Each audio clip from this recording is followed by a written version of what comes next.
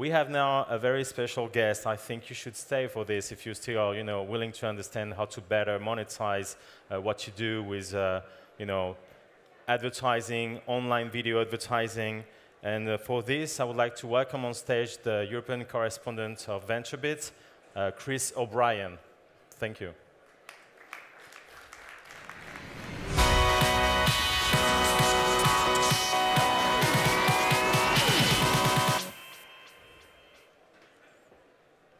Welcome, Chris. Merci. Thank you, merci.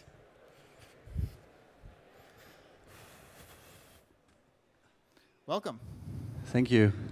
We have a very LeWeb moment here, I think. You have an American living in France interviewing a Frenchman who lives in America. That's true.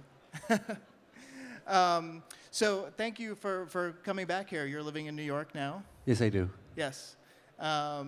So let's talk about the company first, because you guys have had an amazing story the last couple of years. But take us back to the beginning of the company. When did it start, and who was involved in starting the company? So we started in 2007. Like many startups, we started in a cave, and with the idea to build an online video advertising platform. The starting point was really the way we looked at the video space at the time was that the majority of the video distributed online and the video ads were distributed within video content. And we felt that we could build different ways to distribute video ads out there where the user is at the center of the story, and instead of being forced like they are when they want to watch a video content, they're forced to watch an ad. We thought intention will drive better attention, and another assumption that we had at the time was that video advertising, the inventory available out there was very limited. And let me just ask you about that. Why was it limited, and what wasn't working about video advertising? So basically what we heard many times from clients was that it was hard to reach a given audience. We heard from clients that premium video inventory was very limited.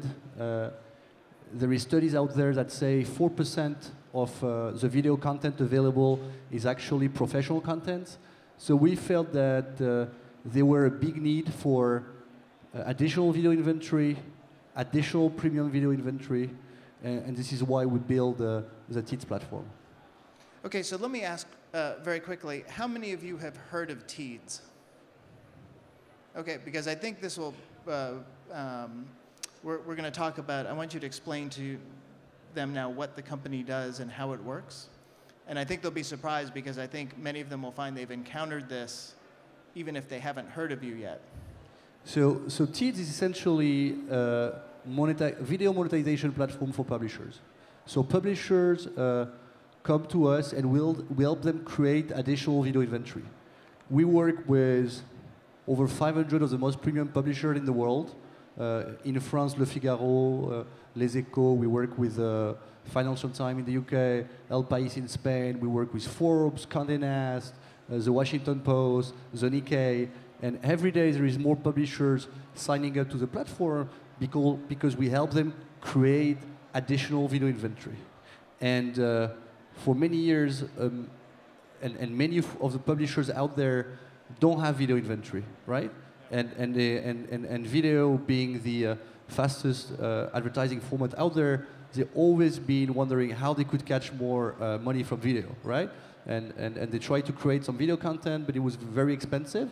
So with the invention of what we call the in-read format, which is essentially placing video ads in the heart of the editorial content of a given publisher, we've managed to change the scale. We've managed to help publishers make more money with video. And we have a short video, which I would love if someone could play it now, where we're going to show you the in-read format.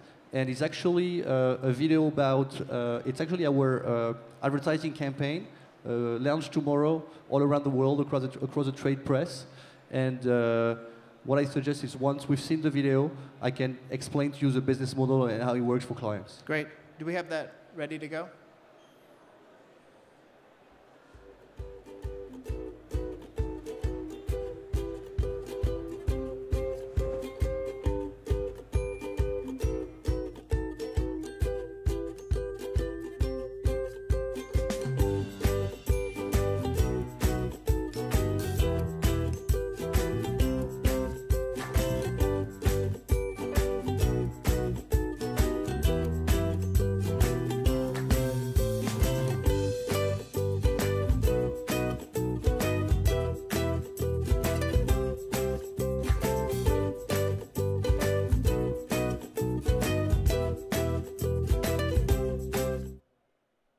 Okay, so now that you've seen it, how many of you have come across this on the web or on one of your mobile devices? Look at a good number of people. Yeah. Yeah. So basically, let me take a simple example as a user, right? As you've seen, you're reading an article. You're reading an article on the Financial Times, for example, and while you're reading the article, between two paragraphs, you'll see a video appearing, right? You love what you're reading, you're not interested by the content, you keep on reading, and the video will disappear, okay? And this is what we make sure from the start is that we don't want to force any user to be exposed to a given video. It has to be down to the user because intention will drive a better attention.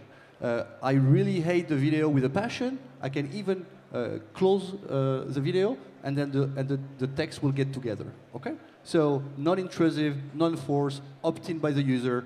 And now let's look at the business model. So the video will play when it's viewable and when it's in view, okay? And the way we sell video advertising is only when the user have deliberately decided to watch the ad toward the end, okay? So the brand has a guarantee that the video has been watched toward the end. The brand has a guarantee that the user has deliberately decided to watch the ad because he can skip it from the first second. And last but not least, which is a buzzword and which is everyone concerned right now in our industry, we put an end to the viewability problem. Over 50% of ad impression in the world are never seen by people. Over 50% of video impression are never seen by people. And as you've probably noticed in the video will only play when it's viewable on the screen. If the video is not viewable, the video will stop. So ultimately, what we've achieved is create unprecedented level of premium video inventory in a market where only 4% of the video inventory out there account for professional content. We've showing the ads only when they're viewable, charging the client when the video has been watched toward the end, and ensuring it's 100% viewable on the screen. And with this, and this is a conference about entrepreneurs, and over the years, we didn't have from the start, a game changer in our hands, and we always wanted to build the next billion-dollar company, and in our ecosystem, we're really changing the game because we're creating additional video inventory at scale, additional premium video inventory at scale in a market where premium is completely sold out. So let's talk about where the company is today. Like I said at the beginning, you're based in New York. Where are the official headquarters of the company today? And tell me, as best you can, anything about growth or revenue or number of employees? So we have 350 people around 25 offices in the world.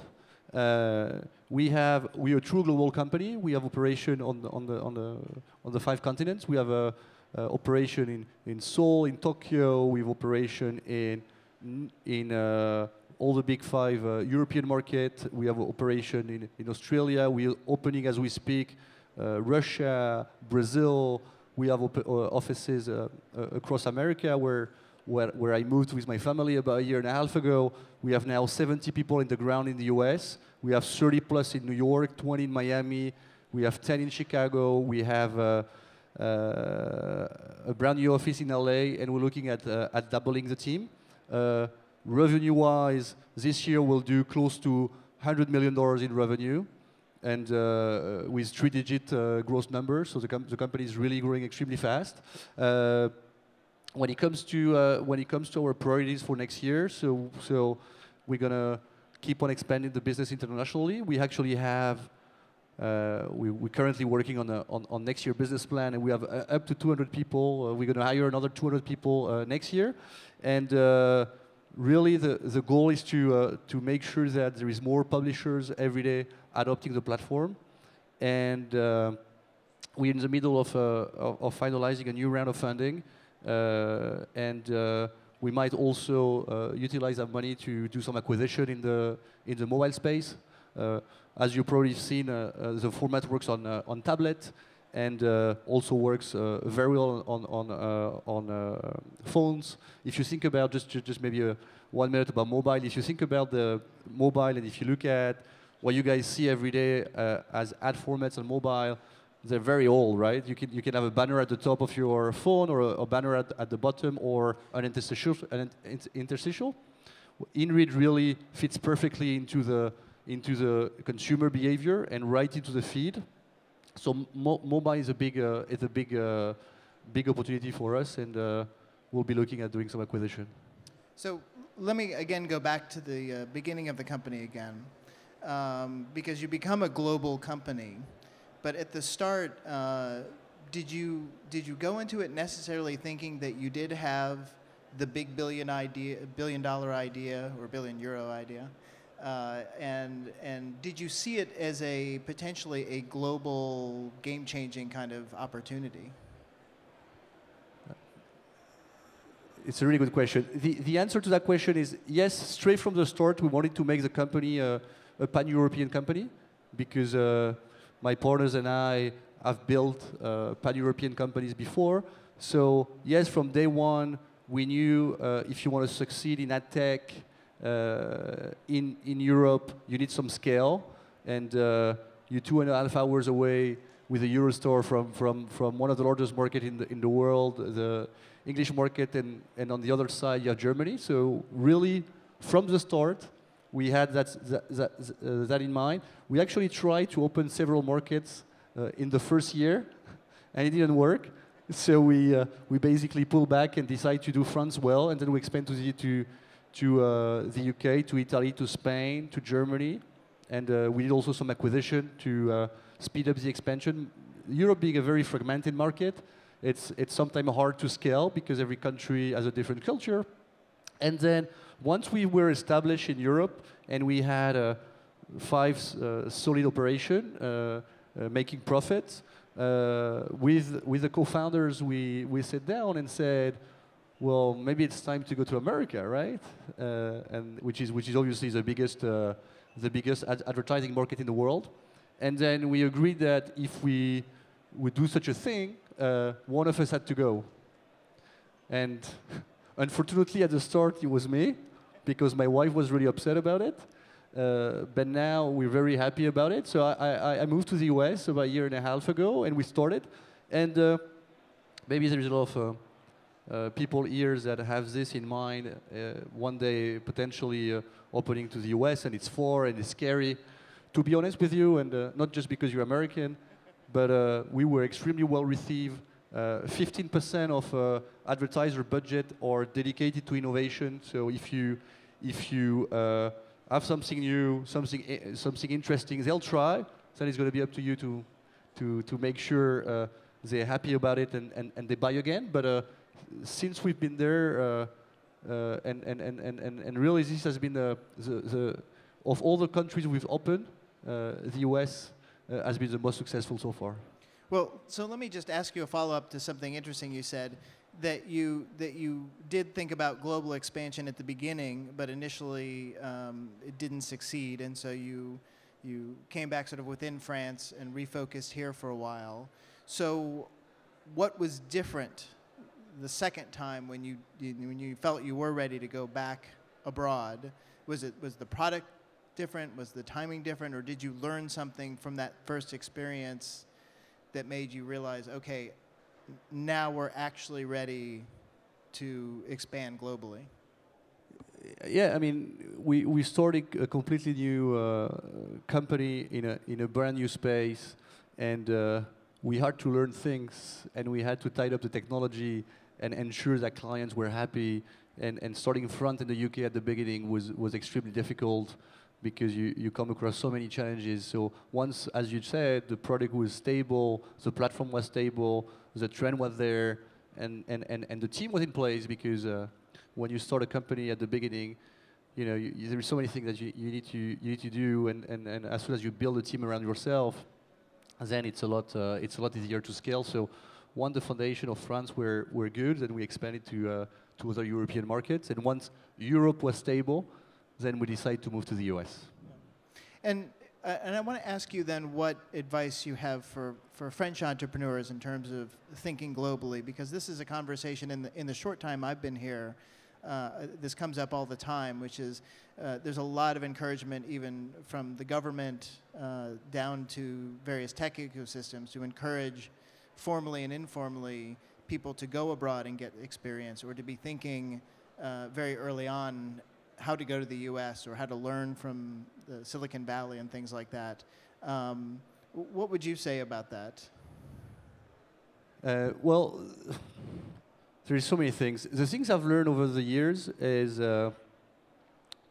if I look back at the history of the company, the first important thing is really to have the right team in place. I think being a few co-founders with different skills.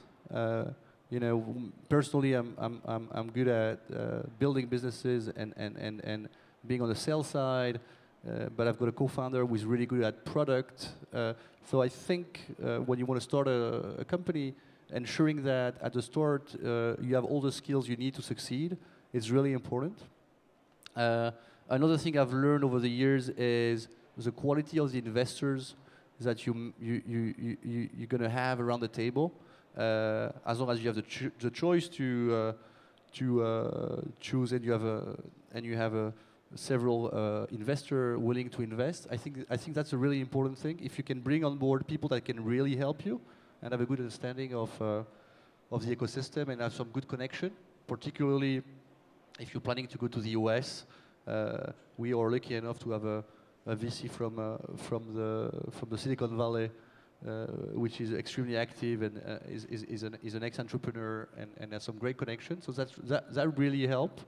And when it comes to the expansion, I think one of the learning that we had was exactly what I said earlier. Try to do multiple markets at the same time was extremely complicated, and we had to fire the team, and it wasn't such a fun ride. But as we all know, you learn and you remember mistakes. You don't remember the happy days. So I think those are sort of like the team, as the right investors, and do one thing after one thing is probably our take and what I would recommend. And now that you're in the middle of raising another round of funding, I mean, do you find that you know, being a French company, so to speak, even though you're global now, clearly, does it come up? Does people raise it as an issue, or? To be honest with you, when I moved to the US, I was like, my name is Bertrand, so it's very French, but my family name is Quesada, it's very Spanish, and I was like, maybe I don't want to present myself as a Frenchman, right? Because, you know, I was wondering if it was if it was the right thing to say, and you know what? They love the French people. They love France, and it's never been an issue. No, yeah. Works perfectly. Great. Do we? I think we have time for a couple questions. I don't know if we have a mic out there, because I can't actually see. Do we have Benjamin with our mic? No. If you have a question, put your hand up. Yes.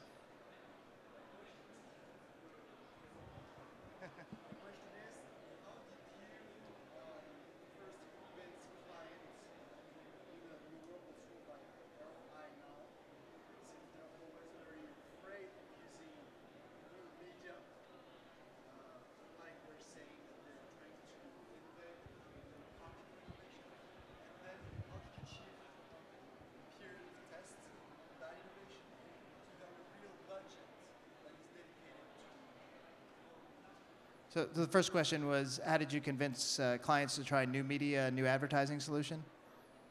Sorry, Chris. Can I sit a second with you? So Oh, yes. I think what we've managed to explain to the brands was that what they were doing so far was good, but they could think about different ways of distributing video ads online, and it was pretty obvious that for brands, when they wanted to run a video campaign within premium environment at scale, they had some serious limitation in terms of inventory. If you look at all the professional video content, the pre-roll inventory is completely sold out. So the only option they had to run a campaign at scale was to work with YouTube. But YouTube content is mainly user-generated content-based, so the quality sometimes is not there, and brands would rather distribute video ads within really premium environment. So when they saw the in-read format and that they could really distribute, and this is really the largest premium video exchange in the world that we have created, and they could distribute in just sending us an MP4 their video ad across Forbes, the Financial Times, the Guardian, and all the big premium media in the world, and where user could decide not to watch the ad and the video will only play when it's viewable. I think it was pretty easy for them to understand. And just to talk about ROI, we work with a lot of companies such as Nielsen or Comscore, where we can actually measure the uplift in brand awareness and eventually purchase intent. So all our campaigns are backed with studies that can show the client that the performance is there. And we have a very of the 350 people that we have in the company, 100 of them are engineers. So we have a very savvy platform and backend. So when really the brand can see the level of engagement within the video. That's great, and I think we're out of time. Thank you, Brian. Yes, thank you. Thank you, everyone. Thank you, everyone.